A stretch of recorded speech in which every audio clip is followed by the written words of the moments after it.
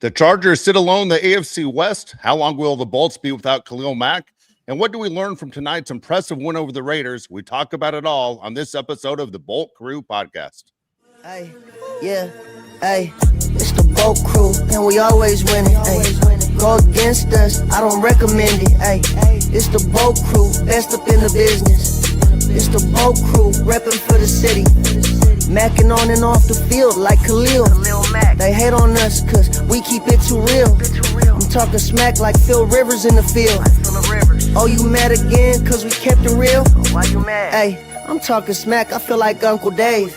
Hey, I bring the pain, I feel like Derwin James. I could run and gun, I feel like Herbo down the lane. I feel like LT the way I'm stiff arming these lanes. We just wanna win, we just wanna win, yeah. Ay, we just wanna win, we just wanna win, ay. Putting on for the city, putting on for the city. We just wanna win, we just wanna win, yeah. What a night to be a Charger fan as the Chargers win over the Raiders on Monday Night Football, improved to 2-0. Final score tonight, 20-9. Chargers again by themselves atop the AFC West just 2 weeks into the season. And guys, some of it was very pretty and some of it wasn't very pretty, but at the same time, the Chargers, they get the win. Most importantly, happens again inside the division, off to a great start. Just like we said on the very first game, you win one game inside the division, it's almost like winning two. I'll throw it over to you guys while I light my victory cigar. Mario, I knew that this defense was very good, but I didn't know they might be elite. This might be a top 5 defense in the NFL. They create tons of turnovers. They did that last season. They did it again tonight. They made Geno Smith look like the Geno Smith of the Jets. They were awesome. I think they said during the broadcast there's 6 different guys that had multiple pass breakups. They were hectic all over the field. Obviously, the big story is Khalil Mack. We'll get into that in a second. But it doesn't matter if we have Khalil Mack out there or not. We were creating problems for Geno Smith all night long. He was having the most miserable time of his life. He couldn't get anything going. Nonstop, guys. He wanted to push that ball downfield, but the problem was nobody was open. There's nothing there for him. He had to settle for checkdowns. He had to settle for scrambling around the pocket and trying to make something happen. And when he tried to do that, we picked him off. So many guys played so well. I guess I'll kick it off with just Derwin James, who was everywhere on the field, 7 total tackles, a handful of pass deflections that led to interceptions. He was the heart and soul of the defense tonight, and they said it over and over again on the broadcast that he is such a big part of this team, and you saw it. He's dead tired. He just ran all over the field. What does he do? Takes his helmet off, and he's smiling because he knows he just beat Raiders' ass. It was incredible. Dave, I don't know where to start this defense of all how many guys just played out of their minds today. I'm glad you guys started with the defense, right? We always follow the ball, and we always want to give credit to what happens on the offensive side. Defense was outstanding. They lose Khalil Mack right at the very end of the first quarter, and you're like, okay, where's the pass rush? How are they going to do it? How are they going to contain? Geno Smith was never comfortable the entire time. I mean, that is a veteran quarterback who was not comfortable in this game the entire time. And we couldn't see the way the cameras are. This is the difference of going to the game and watching the game on TV. You can't see what a great job the defensive backs were doing. They pointed to it, something we said last year on the broadcast, is Jesse Minter is the name. And as much as he's been the Chargers' secret for over a year, he's a guy that's going to be that Ben Johnson type guy that, hey, maybe people will be looking at him for jobs. Look, we got to win while he's here. I mean, we are lucky to have Jesse Minter as a defensive coordinator. What that defense is able to do, you know, that there's been the old no-name defensive guys before.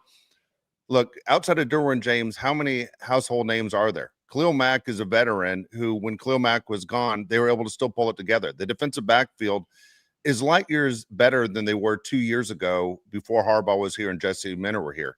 And it's incredible the way they were able to play. I mean, Tony Jefferson gets a start, and he gets an interception. He deflects key passes. He does things. Everyone did their job extremely well. We aren't pointing going, that guy, one guy is killing us. And as much as I complained that I wanted another pass rush guy during the offseason, the Chargers played controlled, solid defense the entire night. You said how many guys are household names? I believe 2 guys are household names for sure, Khalil Mack and Derwin James. Deion Henley needs to be a household name. He is a top 5 linebacker in the NFL. First play from scrimmage for the Raiders. Gilman tips the ball to Henley. We get an interception. We're back on offense. He was unbelievable. There's 3 guys I'm going to point out that I think were just unbelievable the entire game.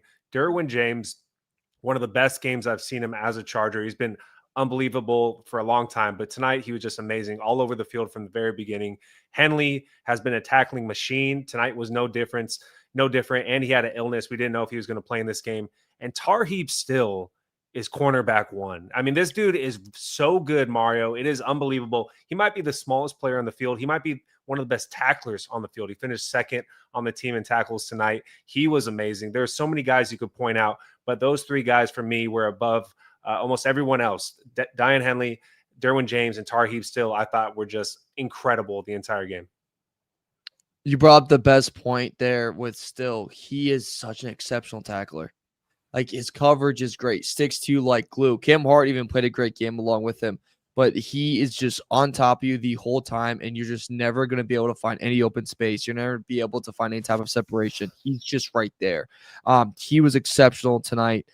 You know, we talked about Henley, but you just can't talk about it enough of just how he was everywhere on the field. And I'm sorry, but it was so beautiful to watch that blitz he had on the sack where he pauses, he waits, and then times it out perfectly. You can't teach that. That was done so well. Tony Jefferson, Dave, and Josh, can we like pat ourselves on the back? I mean, we're like the one Charger pod have never stopped believing in Tony Jefferson, and he's proved us right over and over again. If you think we're stupid on the Bull Crew podcast, I think we do, but we've been right the whole time about Tony Jefferson, and for that's why you should subscribe. Look, good things happen when Tony Jefferson's on the field. We don't just say that because he's a guy that Josh played with, and he's been in my neighborhood since he was a little kid, and Josh grew up with him. It's not one of those where, hey, we're just saying it because we know him. Good things happen when he's there. His teammates will say the same thing. He brings an energy. And I'm sorry, when he's dressed and ready to play, it's different. It's just different. And it's been that way since he's been with the Chargers. And every team he's ever been with would say the same thing. Whether he was with the Cardinals, he was with the Ravens. I'm sure that when he was with the Niners for a couple of weeks, Giants, all these teams that he touched. Here's the deal with Tony. Good things happen for the Chargers when he's on the field. And Jim knows it too. So, hey, to see Tony out there was fantastic. Look, there's some things that there are always concerns after a game, right? Khalil Mack, we want to see Khalil Mack come back. We want to make sure that he's ready to go because he's the one guy that we can be assured is putting pressure on the quarterback. And because you didn't do anything really to replace Bosa, and everyone says Tule's going to be that guy. Look, Tule's not that guy yet. And Tule understands very good. He's not that guy yet. And when you're sitting there pushing through and you're going, Michael Parsons was available, and do they make the right moves? Or are they sitting there holding on to draft picks for the future? Like, they're basically everything for you. And some franchises do. But there's sometimes you have to jump. Look, I hope it's not a situation where Khalil Mack's gone for an extended period of time. It didn't look good, right? Khalil Mack wants to be on that field. He knows it's against the Raiders. He knows it's prime time. But, man, he went off the field like something was broken, and that wasn't great at all. To see him right there with the pads off and he's sitting on the sideline rooting on his teammates, he's a big part of this team also emotionally. But, man, they got some young guys. They have some veterans. You lose Denzel Perryman also, of course, to the IR. And same thing, another veteran that has been around that is big for this team. Look, they play another division opponent next week against the Broncos. You want to see this thing going. I understand the first game was a home game, technically, because it was in Brazil, but it's supposed to be a Charger home game against the Chiefs. This is the first time Charger season ticket holders get a chance to see their guys this Sunday against the Broncos. And this sounds crazy. SoFi is going to be rocking, I think. I know Bronco fans buy their tickets in advance for, hey, we're going to make a trip to Southern California. Dude, this is a team full of momentum. And anyone who doesn't have the Chargers in their top 5 in the NFL right now, you don't know football. SoFi better be rocking. The Chargers are a top 5 team in the NFL. If you can make it to the game against the Broncos, you need to be there. This is a massive game. If the Chargers can start their season 3-0 against divisional opponents, it would be the biggest win you can start a season with. This is as good as it gets. Chargers look as good as it gets on defense. Mario, I want to touch on the offense real quick. I know we'll go back to the defense later, but I want to touch on the offense real quick. Justin Herbert, to me, is having his best season so far. I know it's 2 games, only. I'm not trying to be crazy, but the fact that he's been a willing runner when he needs to, and he remains, being an awesome passer, he just looks like he might be the MVP. And AK, once again, you might be right, buddy. I'm sorry for giving you crap earlier. He's like, he knows what's going to happen. Justin Herbert looks incredible. QJ has a long touchdown catch. We've ripped on QJ for a long time, but you need to give him his flowers when he makes big plays. I love what I'm seeing from Justin Herbert. I think Greg Roman called a little bit of a better game against the Chiefs, but he was good enough tonight to get the win against the Raiders. He certainly was. And, we mentioned this last game, and I'll echo it in this one. Again, Herbert just looks calmer and more confident out there. And they mentioned the broadcast. I do think there's something to be said about it. It's the second year in the Greg Roman offense, and it looks like they're finally comfortable. It looks like they can take away the wristband, and they know what play to run. They know where to be, and that goes a long way in the NFL. We see a lot of teams struggle with that early on, and the Chargers fight. They kind of found their identity. Quentin Johnston is finally used right, guys. Finally used right. Have him sprint downfield and find him open. No more one-on-one bull crap. Just strictly zone. Let the play develop. Do some crosser, little misdirection. It's going to work every time. And it's worked the past 2 games. It's been amazing to see. And guys, Herbert right now, and tell me if this makes sense to you or not, Dave. Herbert right now is 3rd in odds for MVP. The only 2 guys ahead of him, Josh Allen and Lamar Jackson. Yeah. Does that check out? It checks out. He's also, knock on wood, he's also healthy, right? Where was Joe Burrow before he got injured? He's healthy, and some of these quarterbacks are seeing going down. Again, that's fantastic. He wins MVP, great. It's not a big deal to me. Everyone knows how I feel on individual awards. I'm all about the team thing. Look, there aren't parades for individual awards. I'm all about, let's see this Charger team win a Super Bowl, because that's what all these fans have been waiting for the longest time, to see this team win a Super Bowl. Right now, things are shaping up. It's 2 weeks in, and you've taken care of business, meaning you take care of business, you win games inside your division, and you get to host a playoff game. You finished in first place in the AFC West, you host a playoff game. The Chiefs are going to rally back, right? The Chiefs at 0-2 are still one of the better teams in this league. I'm sure Vegas odds, as you have them in front of you, Mario, Vegas odds hasn't given up on Kansas City. Nobody, I think, really knows what the Broncos are. Look, the Raiders are still light years away. I'm sorry for anyone out there that's a Raider fan. There are good things that you see from this Raider team that you have to like. Brock Bowers, he wasn't close to being 100%. Look at that knee brace he had on his leg. Look, the Raiders are just a team in the league. At best, the Raiders are 500, around 500 team. That's it. I'm not concerned about the Raiders when they play them the next time either. I want to see what the Broncos look like. I know what the Chiefs are. I know the Chiefs will pull it together. But the fact that the Chargers have basically the 2-game lead inside this conference, winning games inside your division, they're off to a fantastic start. They're winning the way you're supposed to win. We always want more. Mario and I were texting right before the end of the half. We wanted them to try and get 3 more points. Why settle and just run the clock out? You're going to get the kickoff at the end of the first half, and they just, boom, you settle. And you hate to see teams that take their foot off the gas. And look, it wasn't that big of a deal, but you want to keep being aggressive while you have your opponent down. They didn't. So what? Okay. The one thing that is concerning about the offense is how it looks in the second half, meaning especially in the fourth quarter. It's the time when the Chargers get outscored. They got outscored against the Chiefs in the fourth quarter, got outscored against the Raiders. You know what I mean? You got to sit there and still be aggressive. As we say all the time, Josh has said it on the show, there's a big difference of playing to win and playing not to lose. And when you're sitting there looking, there are 8 minutes left on the clock, and you're saying we're going to run that clock out, and there's only an 11-point lead. I think Mario might have said it in our group chat when he was like, I'd love to see them just open this thing up and beat the hell out of them. I go, that's not the script of the NFL. Somehow these games always end up close. You got to keep sitting there with your foot on the gas and keep going at them, punch them in the face, do whatever it takes to make it a no-doubter. Yeah, I agree with you on that one. We have an awesome defense, but you don't want to put it on their shoulders for the entire fourth quarter. Go score some points. When you watch teams like the Buffalo Bills and the Baltimore Ravens, they don't put their foot off the gas. They try to score as many points as they can. Look at the Lions. They went for it on fourth down when they're up by 30-something points on the Bears. They want to get as many points as they can. Why can't the Chargers do the same thing? They have Justin Herbert. I feel like whenever Justin Herbert drops back to pass, Mario, it's almost going to be a completion every time, unless somebody drops the ball.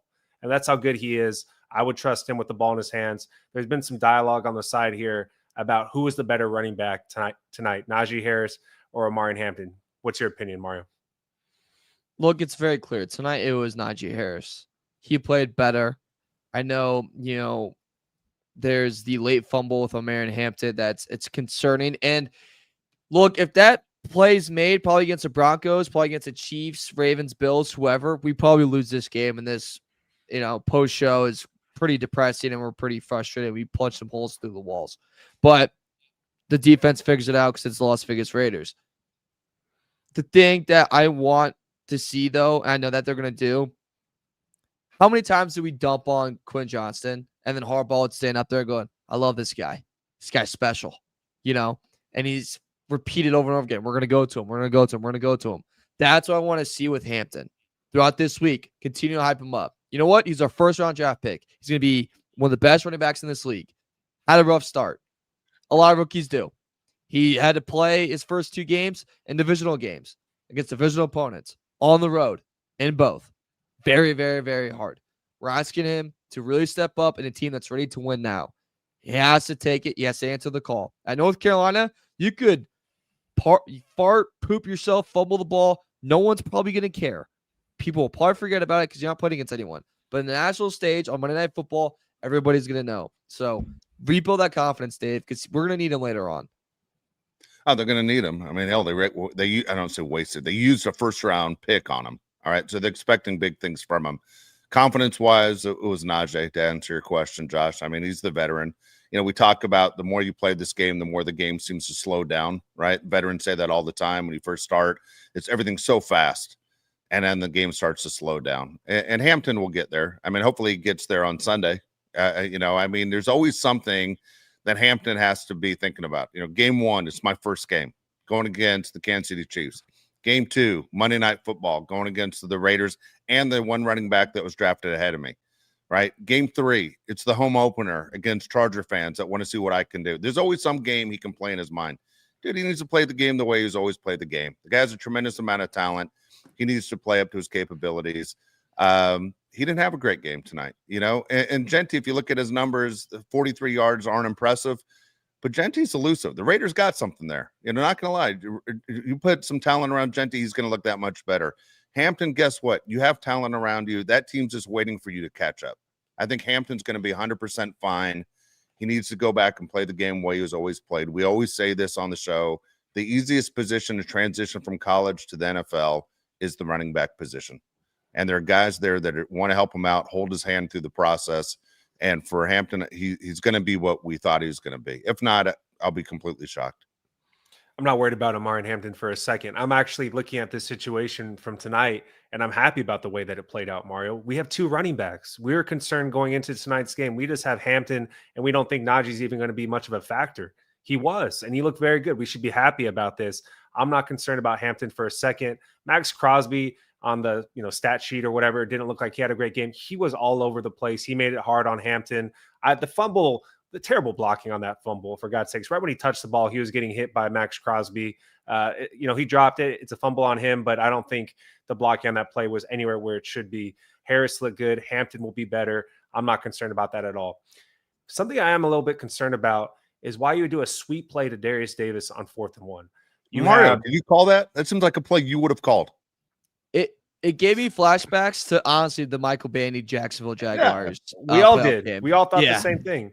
It doesn't make any sense. The Chargers have Scott Madlock's big ass in there. We got the 3 tight ends if we wanted to put in there. We have 2 huge running backs. Which one do you want to pick to get the ball over the line? We probably would have went Najee in that situation. Just get the 1 yard. If you want to go Justin Herbert and fall forward, you probably would have got that too.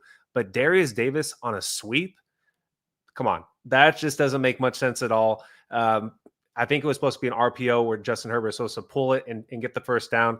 Even still, I'm not a big fan of that play. I think the Chargers were controlling the line of scrimmage more than the Raiders were in that situation. I would have loved for them to go just power with Najee there. Especially, too, look, what did you do this offseason? You went and got Najee, and you spent your first-round pick on a running back. Use him. Use them. Like, I know in that 3rd and goal, another thing that frustrated me was that the 3-run plays we had inside the 5, that was kind of frustrating. Like, Roman, let's get creative. Let's do something else here. But on that short yardage distance, the one thing Hampton does better than anyone, Dave, is you ever notice he always falls forward? Like Yeah. he knows how to get tackled better than almost anyone. He just knows how to get that extra inch. That's what he's perfect for. Use him. Let's not get cute with it. Getting cute never works out. Just get the freaking play. Or use Herbert, the guy that's 6'5" and can run. No, and they had a play earlier where it was 4th down and short, and then they threw the ball. Like I love keeping teams off balance. I also love instilling your will. Throwing it on 4th down, running it straight ahead on 4th down. You're instilling your will. The Darius Davis play was so anti-Chargers. Was weird. It just wasn't anything that they had done to say. Basically, they're saying this is our field. You're lucky to be on the field with us, and we can do whatever we want at any time. That was a terrible play call. And I was just teasing because Mario's been the biggest Bandy and Darius Davis fan over the last 4 years that we've been doing this. So that was a ridiculous play. And when it doesn't work out, it even looks worse. Davis being on this team, I'm sure they're going to find some kind of use for him. But to be honest with you, it's hard to justify his roster spot on this team. For me, it is. It's not a lot that he does or adds to making this team, great. And so it doesn't matter. With that being said, don't want to get into a whole rip fest. The one negative I'll say also, I always feel like the Chargers never get a fair shot, whether it's the home game in Brazil. Josh pointed this out, and boy, it's bothered me ever since. The fact that the Chiefs got one in the end zones with their name in it. It didn't happen like that a year earlier when the Eagles got a chance to own both the end zones. And then today, we never get the good broadcast team. Whenever there's a doubleheader on Monday Night Football, dude, was Chris Fowler sick? Did he announce he was sick? Because his voice didn't even sound the same. Chris Fowler wasn't good. Dan Orlovsky, he's fine, man, but he's not one of the main guys, And Louis Riddick is always so pissed off. Dude, he's so mad. He's so always angry. Mad. I don't know who Louis Riddick's married to, but man, I'd be afraid of walking on my own kitchen if Louis Riddick was standing there. Man, there's one pudding cup left in the refrigerator. Am I going to take it? I mean, he's already staring at me angry. I mean, he just looks mad all the time. He's always pissed. Those 3 guys sucked. And it's like, why do we end up with this broadcast team? Riddick it makes me laugh how he's always so pissed off all the time. If I was like ESPN, I'd say, hey, throw in a smile every now and then or a joke, you're scaring everybody. We got these comments right between your eyebrows. You got that permanent crease in there of just being angry. I wouldn't play poker with Louis Riddick. Someone made a joke to me one time, like he's just mad that he just doesn't have a front office job yet. I thought that was pretty accurate. I agree with that. But to your point, though, about just the negative side of what happened tonight, I think that also goes to show this team has not scratched the surface of what it could be. This was not even I would say it's like a B- game in total for them, and they dominated from start to finish. Imagine this team when they're fully rolling at full strength and complete a full game. They're the best team in their division by far. So that's just a positive note to the negatives that happened tonight is this team's only getting started. And just imagine the game when they fully put it together. It's going to be unbelievable. Yep. We got a handful of comments here. If we can rifle through some of them. It would be good. Angie Barra, $9.99. She says, I work with Raider fans. I'll be proudly wearing my Justin Herbert jersey tomorrow. Great win. Go Bolts. I love it. Angie, I'm curious on this, Angie, because I know as everyone gets excited going, man, maybe this is the year to buy the jersey if you haven't done it already. Which color did you get? I always want to know, which one do you go with? Do you go with the powder blue? Do you go with the white? Do you go with the gold now? Which jersey do you go with?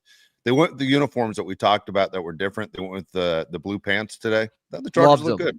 Me too. Loved it. I love those uniforms. Those are sweet.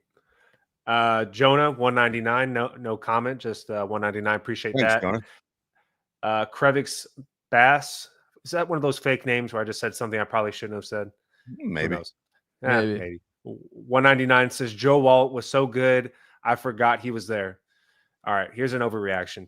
He is the best tackle in the NFL so far through 2 games. Like no problems whatsoever. Completely dominant against the Chiefs. I heard John Gruden talk about it. Say he threw a no-hitter against the Chiefs. That's how good he was tonight. He was dominant as well. Max Crosby, the correct way was lining up on Trey Pipkins the whole game, which I would have done too. I would just stay away from Joe Walt, Mario. He's so damn good. Would not even be near him. He's too. They mentioned on broadcast like we haven't even talked about Joe Walt tonight. And they go, oh, that's because he's dominated. You know, if we never hear your name during a game and you're alignment, you're doing your damn job. Hey, right here, someone wrote it on the side here, and I know people that do it. They line up the radio broadcast with the TV broadcast because they want to hear from a Charger side. Dave, listen to the Chargers broadcast with Matt Money Smith. Look, let me tell you something. Matt Money Smith, to me, is terrible also. The Chargers broadcast team is god-awful terrible. And if anyone's ever been in the car and tried to listen to a Charger game, I don't even know what yard line they're on. I don't know what direction they're going. I like to know what direction they're going so I can play it in my mind. I don't know how much time's left in the game. Dude, he is ridiculously bad. And I understand he's a Los Angeles favorite and he's an icon and makes a ton of dough. All that stuff, good for Matt. Okay, get yours.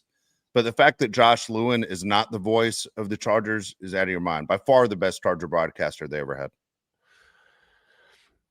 My 2 cents. Now you can tell Matt Money Smith so he could rat F me. That's fine. Young West. Yeah. Young West $2 says, shout out to the offensive line, better than expected. Dude, the offensive line has been better than expected. I agree with you, Young West. Here's a fun fact, as Dave likes when we say this. The Raiders had 2 sacks and 3 quarterback hits. Here's the fun fact. It all came from the same person. One guy did everything on their team, and it wasn't Max Crosby. The offensive line was pretty good today. Good enough for the win, and they were a big reason why Justin Herbert got a lot of throws off. I want to look at the blitz percentage by the Raiders because I don't know about you guys, but I felt like they were set in the house so many times. So really a lot of credit to the O-line because they were not, drawing it back, if you will. They're Brian Flores out there. Very good. I love the way that they protect against Max Crosby. They did a great job. John G 999 says, great win. Need to add a pass rusher, possibly Bradley Chubb, and also get Hampton going. Najee saved us late. Yeah, Bradley Chubb's a good call. I would take him from the Dolphins. Dude, I kind of said it last week, and not saying that's it, but I said the Dolphins should be sellers. And you should be looking at that Dolphins team and go, who's available out there? That Dolphins team should be selling. I was on the train watching the second quarter of this game, and when Mac went out, I was thinking which team's going to sell that you could get a pass rusher from. Miami popped up, obviously. I think the Jags maybe could be something interesting. Team to watch, maybe the Bengals with Trey Hendrickson. I got another 2-0 now, but Jake Browning at QB. Who's to say that they just, want to get some money off the books, and gets fed up. Could be unhappy locker room pretty quickly. Hey, Simmons from the Titans is sitting there, and the Titans aren't ready to win a game anytime soon. They just extended him too, so you have contracts. Yeah, and again, he's not a pass rusher, but man, he's a guy that is a disruptive force in this league. He's a Chris Jones type guy. Yeah, he's very good. Jonah 499 says, Diane Henley's flu game. This is a primetime game that's going to make him a household name. Dude, I hope so. I hope so, Mario. I'm watching this game and I'm thinking, we know who he is. We appreciate him because we know how good he is. Does anybody else realize how good Henley is? They will now. The flu game elevates your name, doesn't it, Dave? Yeah. I mean, God dang it, dude. I mean, what's the deal with this guy? What the hell is he putting in his body before games? I mean, why is this ever a concern? Like once in a while, okay. But what? Is this guy sponsored by Imodium? I mean, what the hell's going on with this guy? Wait, when did it happen last time? Yeah, they said he was under the weather going into the Chiefs game too. You're talking about Becton, dude. Becton was like that. Well, Becton was under the weather. I think Henley was under the weather too. That he wasn't 100%. There were multiple guys on the team that weren't 100%. They blamed it on the food and everything else. Look, I don't know, dude. Are you eating goddamn day-old crabs over at the Bellagio before the game? How are you getting sick? Let's go. At least he bucked up and put the uniform on and made an immediate impact. The deal is he has one of those jersey numbers where it's easy to keep an eye on him. Go, dude, I know that guy. The funny thing is I think every Charger fan thought this guy was good before the head coach did. And then here he is. He's doing exactly what he was doing in preseason when obviously the Chargers were like, I don't know. He's showing a lot of stuff, but, man, we weren't ready to play him. Well, that's weird. He's still here and the head coach is gone. So fantastic. Good for him. And I hope he continues to grow and be a great player because the Chargers need him to continue to get better. The thing that's most impressive about Henley to me, Mario, is he's fast as hell and he doesn't overrun tackles. Like, knock on wood, that doesn't become a thing. Remember Kenneth Murray would overrun 1,000,000 tackles. He'd be fast, but he'd miss the tackles. Henley is a sure tackler. But it's good that Henley didn't play his first year as a Charger, right? Let's just keep him on the bench. Great player. Let's just never play him. Brandon Staley, defensive guru. Appreciate you for that, Brandon. Next one comes from Jordan Erbacher, 1999. No comment, but appreciate it, Jordan. Thank you so much. I see Les Smith. Bellagio does have some of the best shellfish. I'm sorry, I trashed the Bellagio. I'm not joking. It's outstanding. Blaze Gaspari, $99.99. Dude, appreciate you so much, man. Super nice. Wow, he wrote, That's had a good year. I hope he's had a good year. He's throwing money at us like crazy. He says, man, how damn nice is it to have Keenan Allen back? Already can't wait for Sunday. P.S. If we run another wide receiver end around, I'm going to lose my effing mind. Bolt the F up. Dude, me too. Me too. Like, it doesn't make any sense. But Keenan Allen, man, he just makes Justin Herbert look so much more comfortable. It's like having two Lad McConkeys on the field. Two guys you know are going to sit in the zone. Two guys you can rely on to run the right route. Two guys you know are going to catch the ball. Keenan Allen is a savior for this team so far. You aren't kidding. Savior. And I think he's elevated this receiver room to whole nother level. Almost a blessing in disguise of Mike Williams retiring and bringing him in. He is everything we need him to be and more, and he's taken on such a big role of, hey, I know Lad's a slot guy. I'll play on the outside, and I'll still get my chances. I'll still get open. And by the way, I have 2 touchdowns already in the year. Everyone can look my nuts. This guy's freaking nuts. Dude, how bad does Caleb Williams look, dude? Couldn't do anything with him. He couldn't look worse than he does now. And he's, you know what I mean? Like, it just keeps getting – someone's telling him, hey, Caleb's not going to get worse for you. And then you turn on the Charger game, they go, well, it did. Look how many teams could have had Keenan Allen. That's the thing. He was sitting there forever. And maybe he wouldn't have signed, but still at the same time, how many teams didn't sit there and talk him into saying, you got to join us? We know there's something left in the tank. One of my favorite Chargers of all time. I love Keenan Allen. Kelvin Gaddis, $10, says, love the win, but can't stand Roman's calls to hand off to a receiver, QJ and Davis, when we have such a heavy run room. Do you think there's any validity to those play designs concerning the running back room? No. Darius Davis end around doesn't make any sense in that situation. They brought it up on the broadcast 500 times. You have 2 running backs that are over 220 pounds. Give one of them the ball and fall forward. You have Scott Manlock there for those situations. You have Will Disley there for those situations. Use them to that advantage. I'm also not a fan of when the Chargers go for it on 4th down, they get it, and then later on they have a 4th down on the goal line and they don't go for it. I thought that was a strange move. Why would you not pin the Raiders back on their goal line if you don't get it? Also, handing it off to Amari Hampton 3 times in that situation. You'd like to see Justin Herbert probably throw at least one of those times. That was another odd thing from Greg Roman. He wasn't perfect tonight, but he was good enough for the win.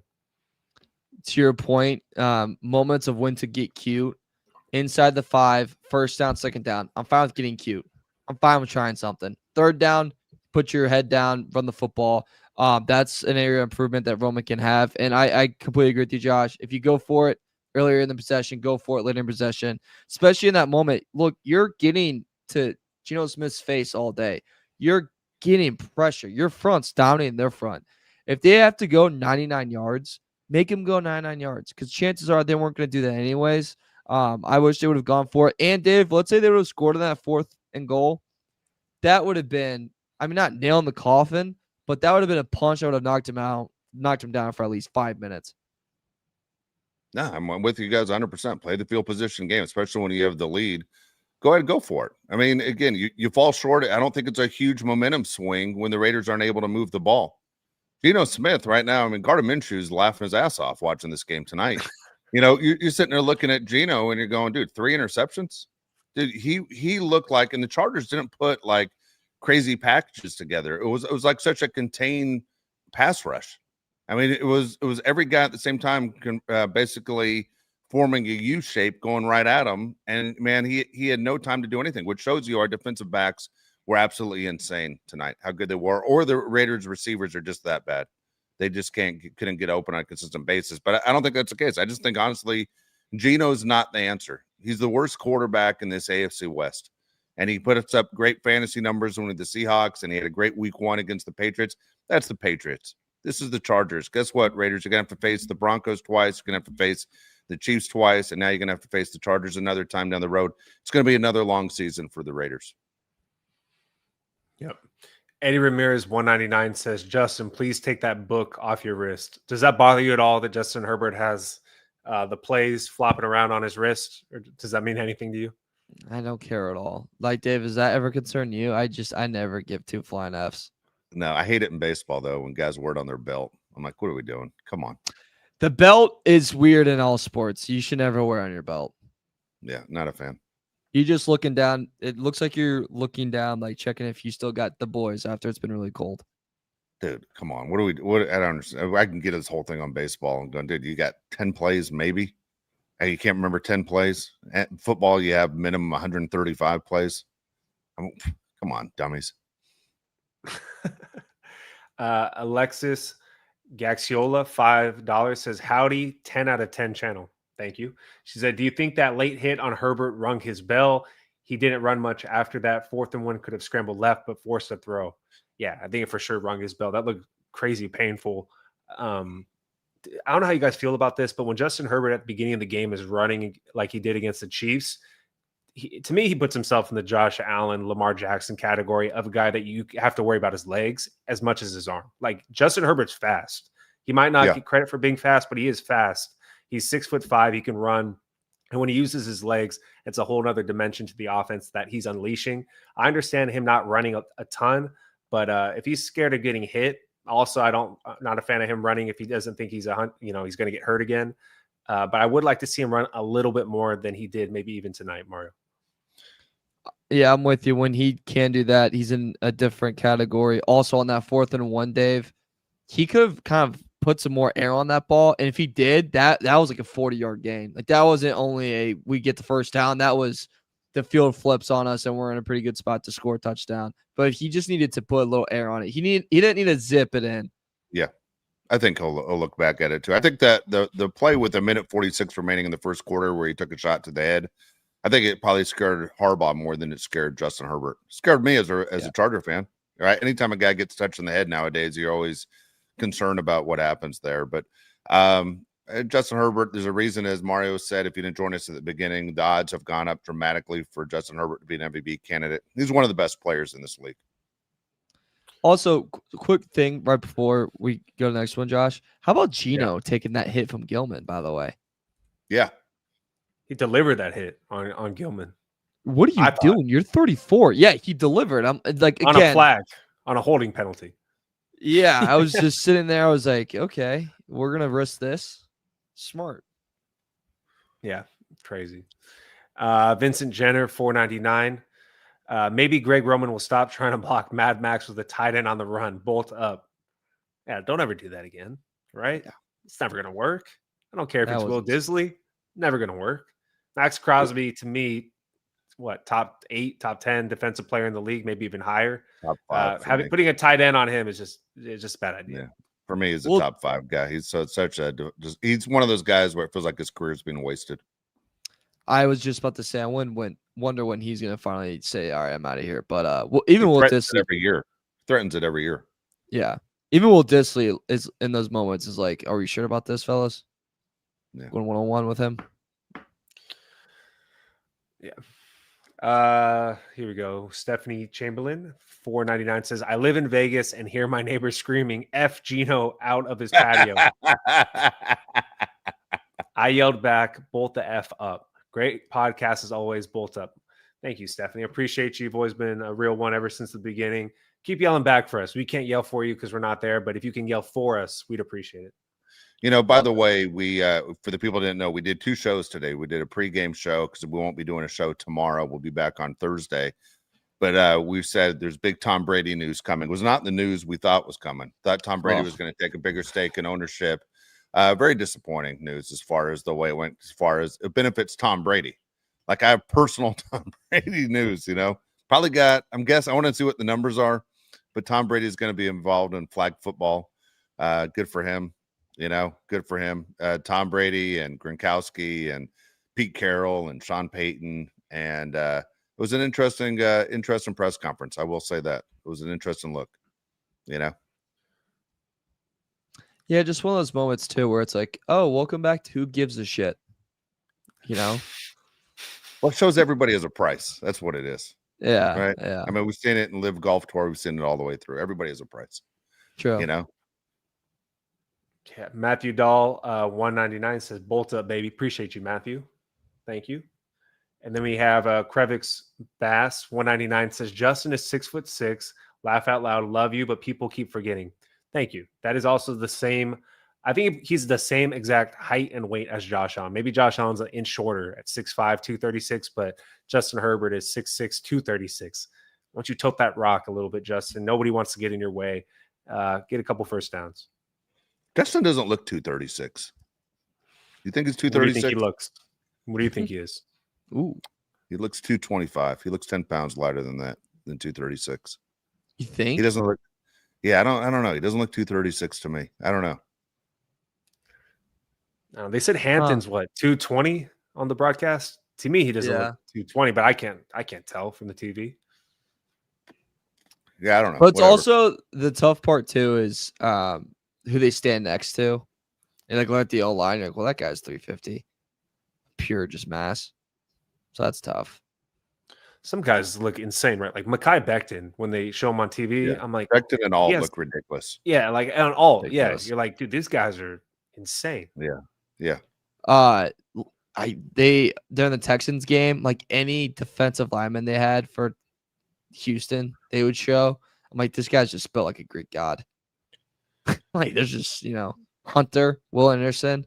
Like, my lord, scary, dude. That Houston, those edges. Ooh. We saw it in the playoffs, but god dang. Yeah, the 0-2 Texans. Yeah. Yeah. Yeah. All right, what else you guys got?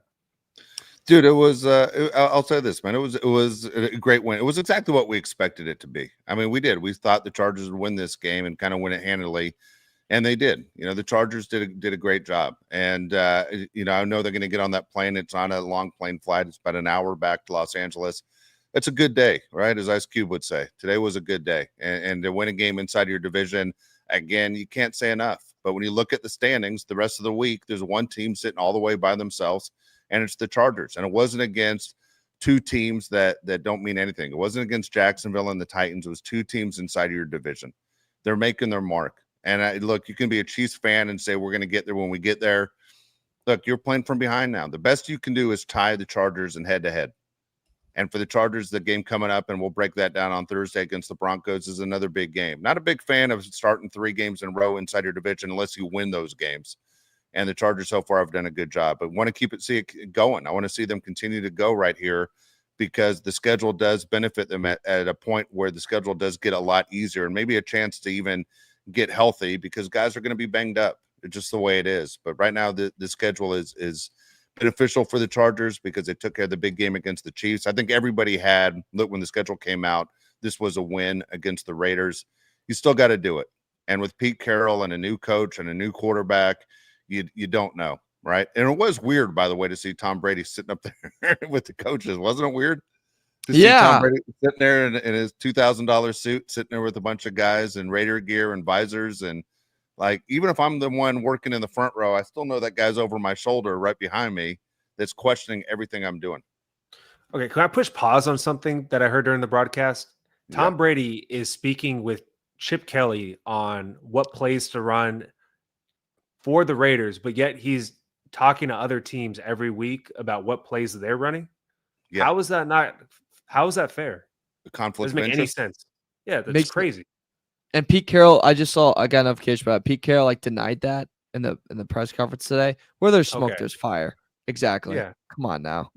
Come on. Where'd it come from? No one just throws that out there. No one does. Yeah. And if you're Chip Kelly, why would you not talk to Tom Brady if you could? He's right there. Exactly. Yeah. Also, you tell me not one time they have a convo like, hey, Chiefs last week, what'd you see? Yeah, why would right you not? There? Yeah, you know what I mean? So that's just stupid. But so important, guys, is the 2-0 in this division early on. Even they drop next week to Denver. I mean, 2 wins over these teams. It's good stuff. Next comment comes from Scott Heed. Sorry, I don't know how to pronounce your last name. $10 says, we needed this. Best the donkeys, and we are controlling our own destiny. Got to win. It'd be a huge win. I know you just said you could possibly lose. I don't want to think about it. I think this is a game that Chargers got to win. All right, a question for you. If you're Denver, all right, you had a disappointing loss to the Colts, a game that you thought you should have won, but you didn't know the rules. Some guys didn't know the rules. even though it's a rule that's been around forever. If you're Denver and you're saying, man, this is basically, if I'm their fan base, this is a must-win game. Like, we got to win. Yeah. We can't fall to 1-2. We got to win this game against the Chargers. How do you attack the Chargers? If you're Sean Payton, what are you looking at to say attack the Chargers? Are you doing it through the running game? Are you going with J.K. Dobbins? Who are you going with to attack this Charger defense? Cortland Sutton is their best receiver. They haven't utilized him at all this year. Jack S. yesterday. Didn't do anything. Yeah, he didn't do anything. I agree with you. I'm so happy about the defense. I don't know what to. It's good that I don't have an answer. I think the defense is advantage Chargers. Broncos were supposed to be the best defense in the NFL. They didn't look very good against the Colts. Chargers have looked very good in 2 games. I believe the Chargers have the better defense. If you're Bo Nix, I don't know what you're looking for. What's the weakness on this defense, Mario?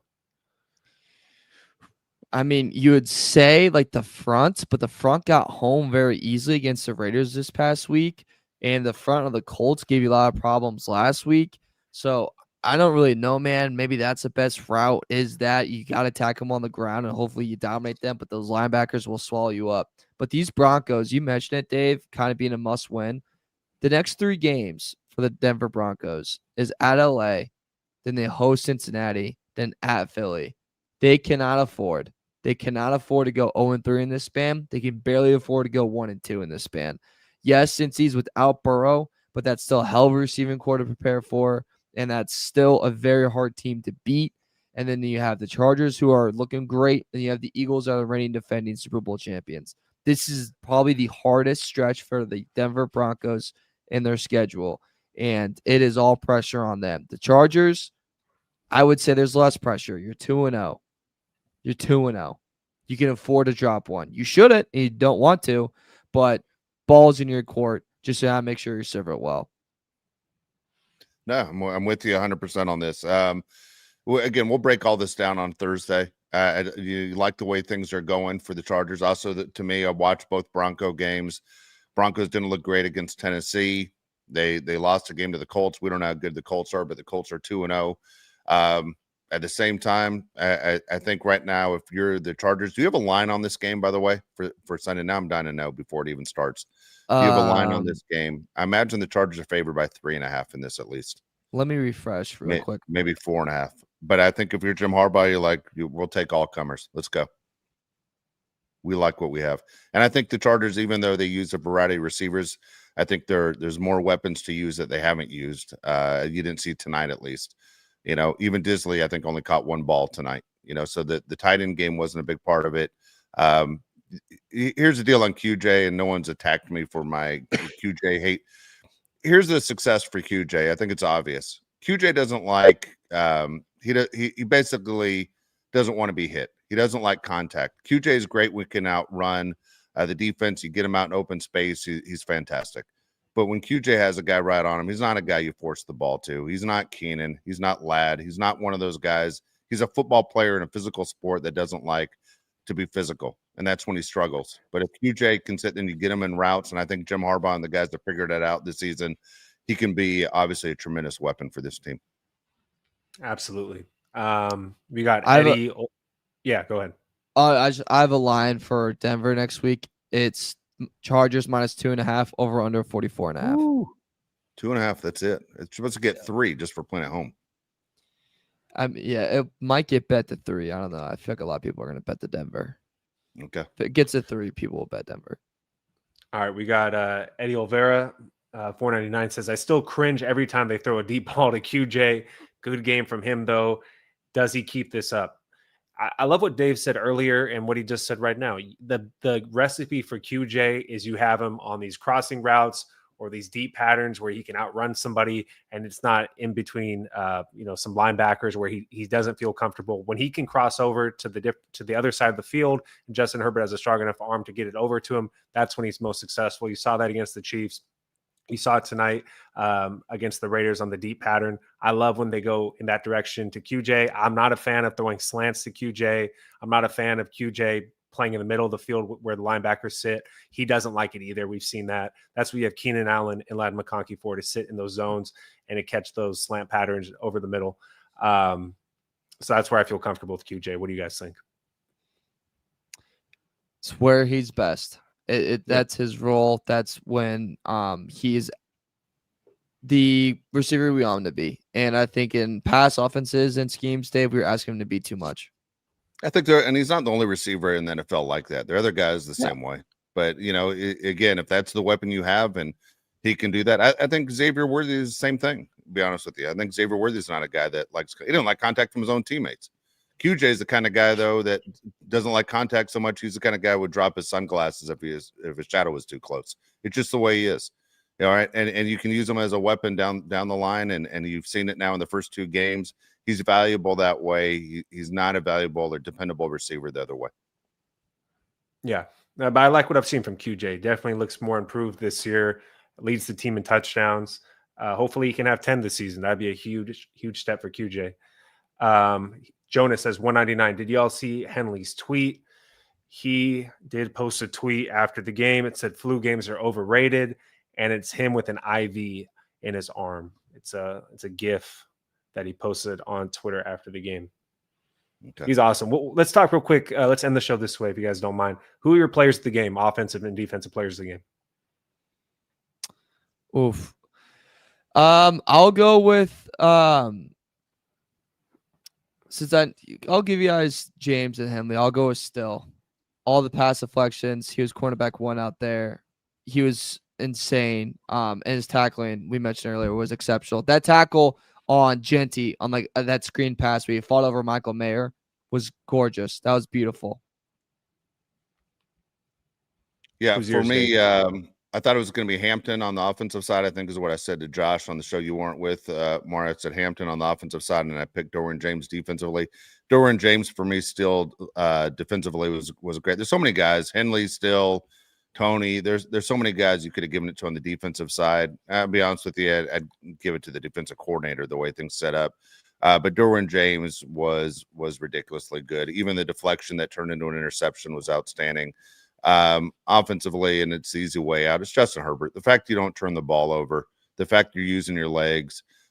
Justin Herbert ran for 31 yards tonight, threw for 242, had a quarterback rating of 123. But again, the no turnovers was great, especially when you look across the other side and you're seeing Geno Smith with 3 turnovers, no touchdowns. You could see how bad it can be if you don't have a quarterback that knows how to run a team. Yeah, there's 3 guys for me you can give the player of the game to. It's Henley, Still, and Derwin James. All 3 guys had 2 pass deflections. The Chargers as a team, Mario, 15 pass deflections. Unbelievable. Geno Smith threw the ball 43 times, 180 yards on 43 attempts. That's crazy. The Raiders had just over 200 yards of total offense, complete domination. I'm going to go Henley, but like I said, you can go any of those guys for player of the game. On offense, it's a cliche answer. I'm going to go Justin Herbert. I think Justin Herbert has just looked phenomenal the first 2 games of the year. Hopefully he can stay up and win that MVP that Dave cares about so much. On top of you mentioned the pass deflections. That's the most since 1999 when it was first established as a statistic by a team.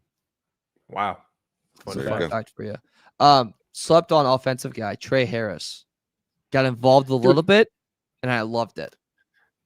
Dude, I like Trey Harris. That's a good call, Mario. I like Trey Harris. I think he's going to be a guy that's going to be something for this team down the stretch. There you go. Good advertiser. All right, we'll get out of here. Again, appreciate everyone that joined us tonight. I know it's late. It's 11 o'clock Pacific time for Josh and Mario. It's 1 a.m. Again, appreciate the super chats like always. Blaze, you stepped up big time. The rest of you guys, we appreciate the effort. Not so much thinking I could afford to go to the movies by myself, but again, the effort was pretty good. It was pretty good. All right, we do thank you. I'm just teasing. Hey, if you have a comment though about tonight's game and you weren't awake to basically comment, please leave your comments on the YouTube chat. We'll be back though on Thursday, 1 o'clock Pacific time. We'll get ready for the Bronco game. We'll pick games. We'll let you know how we're doing in our picks, and we have a lot to talk about. There's going to be a lot to talk about come Thursday's show as, again, the Chargers are in first place in the AFC West, but appreciate everybody that's been with us for the ride. So for Mario Heron, Josh Palais, I'm Dave Palais. We'll see you Thursday, 1 o'clock Pacific time, everybody. Hey, yeah, hey, it's the boat crew, and we always winning. Hey, go against us, I don't recommend it. Hey, it's the boat crew, best up in the business. It's the boat crew, repping for the city. Macking on and off the field like Khalil. They hate on us cause we keep it too real. I'm talking smack like Phil Rivers in the field. Oh, you mad again cause we kept it real? Why you mad? Hey, I'm talking smack, I feel like Uncle Dave. Hey, I bring the pain, I feel like Derwin James. I could run and gun, I feel like Herbo down the lane. I feel like LT the way I'm stiff arming these lanes. We just wanna win, we just wanna win, yeah. Ay, we just wanna win, we just wanna win, ay. Putting on for the city, putting on for the city. We just wanna win, we just wanna win, yeah.